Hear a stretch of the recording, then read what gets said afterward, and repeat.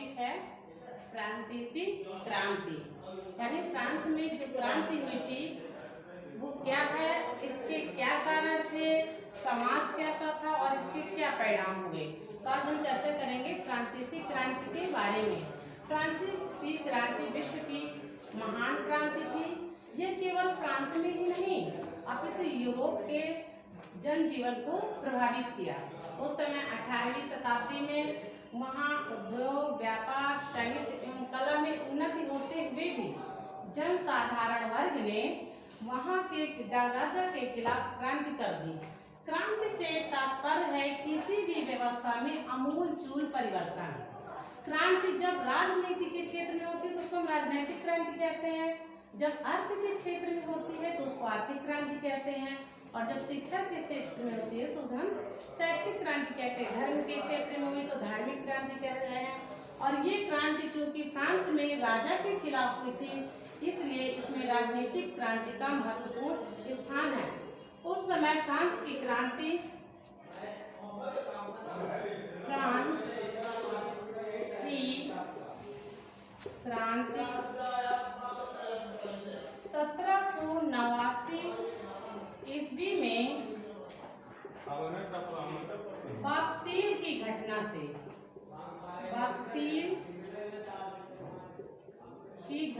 से प्रारंभ हुई थी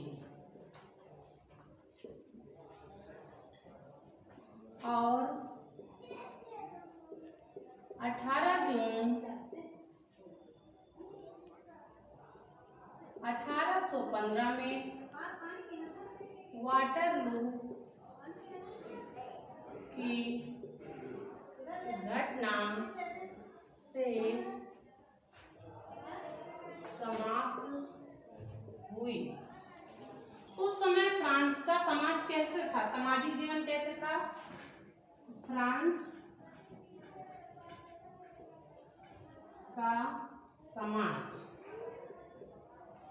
उस समय फ्रांस में 3 वर्ग थे। कितने वर्ग थे? 3।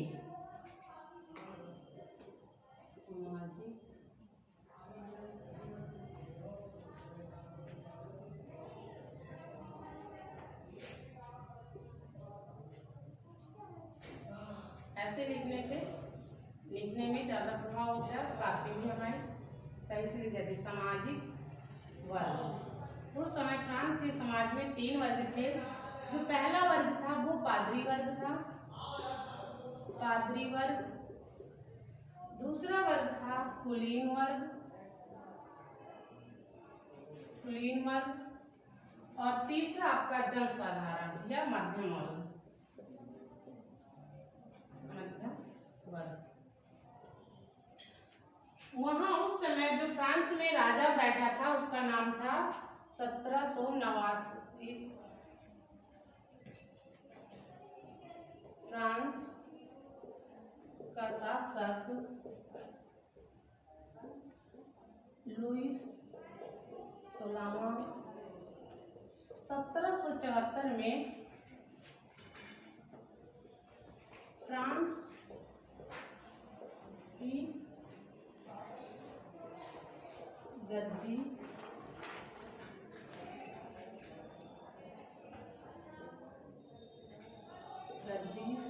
पर बैठा। तो 1774 में जब फ्रांस का शासक गद्दी पर बैठा तो ये बुर्बो राजवंश का था, और उस समय लंबे समय से युद्ध होने के कारण वहां को जो राष्ट्रीय कोष था, वित्तीय कोष था, खाली हो चुका था। इसलिए राजा जनता के ऊपर ज्यादा से ज्यादा करों का बोझ लाद दी थी। तो वहां की जनता राजा के खिलाफ हो गई। लेकिन वहां जो ये आपके 2 वर्ग थे, एक आपका पादरी वर्ग और एक कुलीन वर्ग, तो ये विशेष अधिकार प्राप्त वर्ग थे। ये जो है इनको कर नहीं देना पड़ता था, और साथ ही ये जनता से, किसानों से कौन सा कर वसूल करते थे? किसानों से टाइब नामक कर लेते थे, जिससे जनता वहां बोझ से दबती जा रही थी। जो दूसरा वर्ग था कुलीन वर्ग, ये भी धनी और अमीर था, इन्हें भी वहां का कर देने से छूट थी और ये सामंती वर्ग सामंती कर जनता से वसूल करते थे। इस प्रकार से आपने देखा कि जितना भी समाज के कर का बोझ था वो साधारण वर्ग पर था। जो राजा था वहाँ का अपने को निरंकुश कहता था मेरे ऊपर किसी का अंकुश नहीं है, मुझे देवताओं ने माना है, वो दैवीय अधिकारों को मानता था। वो कहता था मैं चाहे जिसको निर्दोष को फांसी पे लटका दूं और चाहे जिसको रिहा कर दूं। वहाँ एक ऐसा पत्र था, मुहर लगी, जिससे जन साधारण वहाँ के राजा से परेशान थे। तो ये क्रांति होने के कई रीजन थे जो हम निम्न प्रकार से आपको बता रहे हैं कौन कौन से कारण थे। इन सारी घटनाओं की वजह से फ्रांस की क्रांति हुई।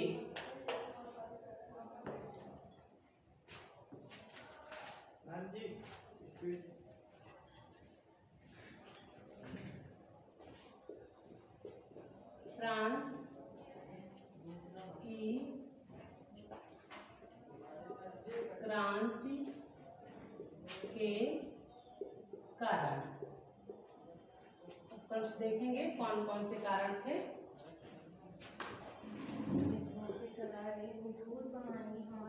फ्रांस की क्रांति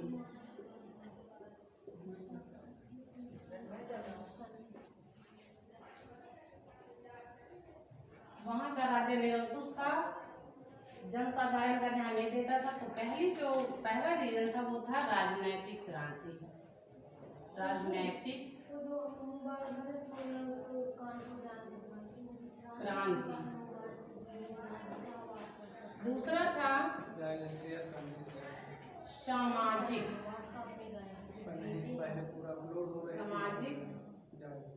क्रांति। तीसरा है धार्मिक क्रांति। वैचारिक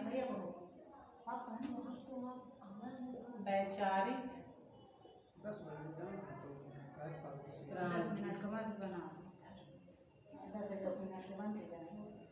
आर्थिक क्रांति।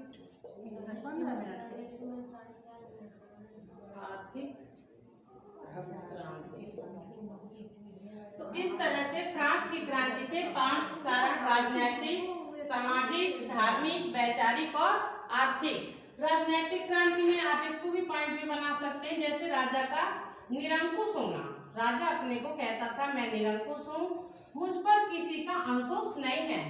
राजा के दैवीय अधिकारों को मानना, वो उनका मानना था कि मैं देवताओं के प्रतिनिधि के रूप में आप पर अधिकार करने के लिए आया हूँ। राजा के दैवीय अधिकारों को मानना, राजा का निरंकुश होना और राजा की अयोग्यता, जिससे वहां की क्रांति हुई।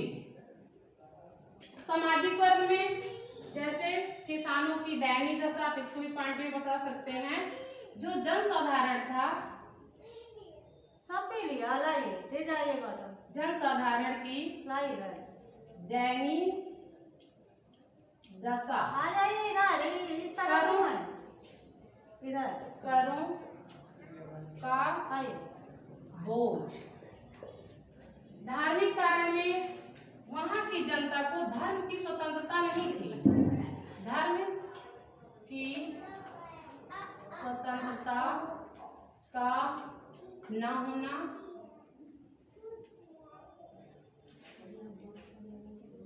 धार्मिक धर्म लेना। और जैसे वैचारिक में आपके आ गए कुछ दार्शनिक लोग थे, जैसे आपका मॉन्टेस्क्यू, रूसो, वोल्टेयर। इस तरह से जब फ्रांस का राजा वहां की जनता के साथ शोषण कर रहा था, तो इसके कई कारण है। पहला राजनीतिक कारण, राजा अपने आप को कैसा मानता था? निरंकुश, कि मैं निरंकुश हूँ, मेरे ऊपर किसी का अंकुश नहीं है। मैं चाहे जनता के साथ जो भी व्यवहार करूँ, चाहे उसको फांसी पे लटका दूं निर्दोष को और चाहे दोषी को छोड़ दूं। तो चूंकि जनता इस तरह के जो पाप है ज्यादा समय तक सह नहीं सकती थी। दैवीय अधिकारों को मानना, राजत्नों का अपने को देवताओं का प्रतिनिधित्व मानता था और जनता का शोषण करता था। चूंकि वो अयोग्य था इसलिए करता था और सारी जनता राजा के खिलाफ हो गए। समाज उस समय 3 वर्गों में विभक्त था, पादरी वर्ग, कुलीन वर्ग और मध्यम वर्ग। जो पादरी और कुलीन वर्ग के लोग थे उनको किसी भी प्रकार का कर नहीं लगता था। ये लोग जनता का शोषण करते थे, उनसे कर वसूल करते थे, इसलिए जनता राजा के खिलाफ हो गई। तो इसका सामाजिक कारण हो गया और फ्रांस में क्रांति हुई। धार्मिक कारण, लोगों को धार्मिक स्वतंत्रता नहीं थी, जनता को उसी धर्म को स्वीकार करना था जिस धर्म का राजा होता था। क्योंकि आज समस्याओं में आप देख रहे हैं राजनीति में सबसे ज्यादा धर्म को ही लेकर चला जाता। तो ये इतिहास हमारा गवाह है कि धर्म की वजह से ही राजनीतिक क्रांतियां हुई हैं। तो एक कारण आपका धार्मिक था, वैचारिक क्रांति।